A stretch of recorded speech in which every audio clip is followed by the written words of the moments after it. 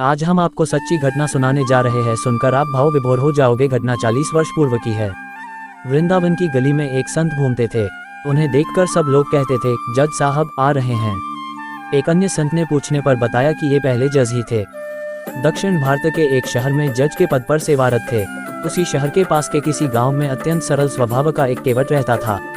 उसकी विशेषता ये थी कि कोई भी उससे कुछ पूछता तो वह उत्तर देता था, रघुनाथ जी जाने, मैं कुछ नहीं जानता। लोगों ने उसका नाम बोला रख दिया था। वह पढ़ा लिखा नहीं था, किंतु श्री रघुनाथ जी का परम भक्त था। उसके 2 बेटे और 1 बेटी थी। वह बेटी सयानी हो गई, उसका विवाह करना था।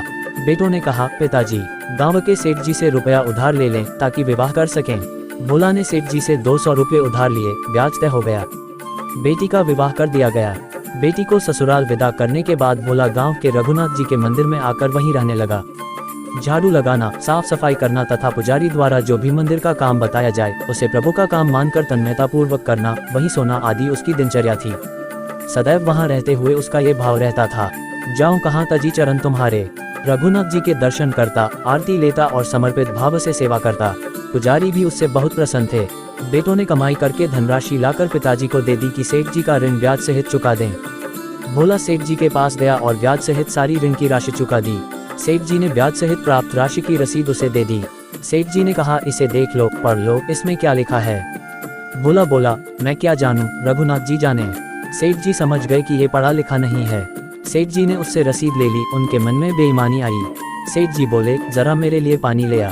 इसी बीच सेठ जी ने वह मौलिक रसीद अपने पास रख ली और दूसरे कागज पर किसी अन्य व्यक्ति के नाम की नकली रसीद बनाकर भोला को दे दी। भोला सहर्ष इसे लेकर चला गया और बेफिक्र हो गया और गुनगुनाने लगा, सिर पर सीताराम फिकर फिर क्या करना, कटेंगे कष्ट तमाम फिकर फिर क्या करना।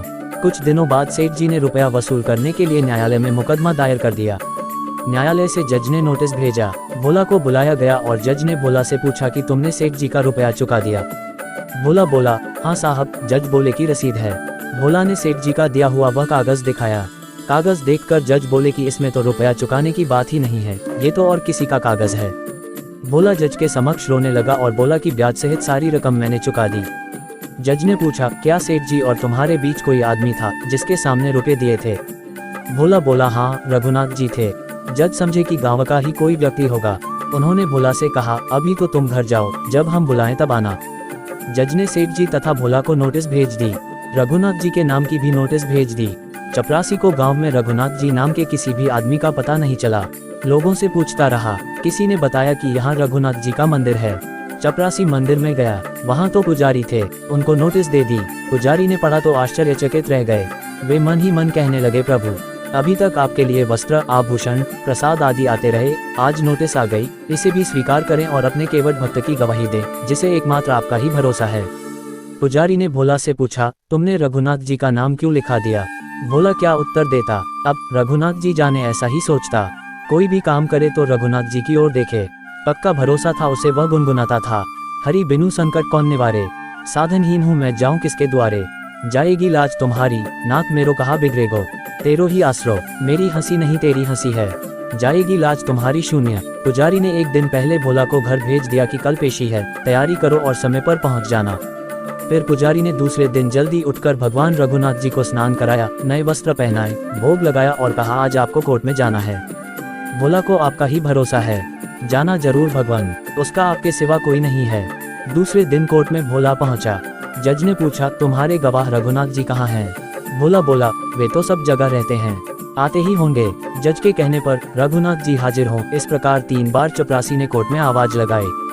तीसरी आवाज पर दूर से एक वृद्ध आदमी भाल पर चंदन का टीका, गले में तुलसी की माला, हाथ में छड़ी लिए बोला, हुजूर मैं आ रहा हूँ। चपरासी उसका हाथ पकड़कर जज के पास ले गया।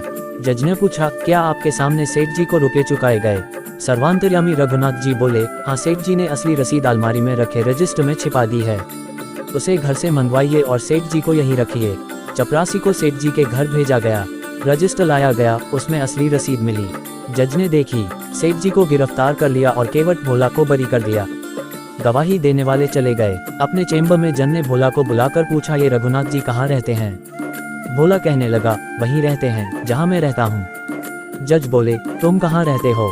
भोला ने कहा, जहाँ वे रहते हैं। जज बोले कि देखने से तो ऐसा लगता है कि इनकी ऐसी हैसियत नहीं है कि मंदिर बनवा लें। भोला फिर बोला कि ये वही हैं जो मंदिर में बैठे हैं। यही गवाही देने आए थे। जज ने चपरापरी को बुलाया और पूछा तो बोला कि नोटिस की प्राप्ति के हस्ताक्षर करने वाले ये नहीं थे। जज सब समझ गए। उन्होंने तत्काल नौकरी से त्याग पत्र दे दिया। तदनंतर जज रोते रोते बंगले पर जा रहे हैं। लोगों ने पूछा कि रो क्यों रहे हो? जय पश्चाताप के स्वर में कह रहे हैं, सुख सारद नारद से इस गणेश के नहीं ध्यान में आते रहे, सोई आज विनीत अदालत में कैप्टा के गवाह कहाते रहे। सुख धोखे हूँ दर्श दिए को भयो, दुख नाहीन जो तजे जाते रहे।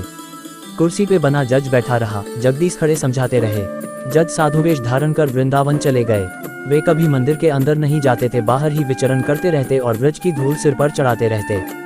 गुनगुनाते हुए भगवान से कहते, आ तो गया हूँ मगर जानता हूँ तेरे दर पे आने के काबिल नहीं हूँ। खताचार हूँ मैं, गुनहगार हूँ मैं, तुझे दिखाने के काबिल नहीं हूँ।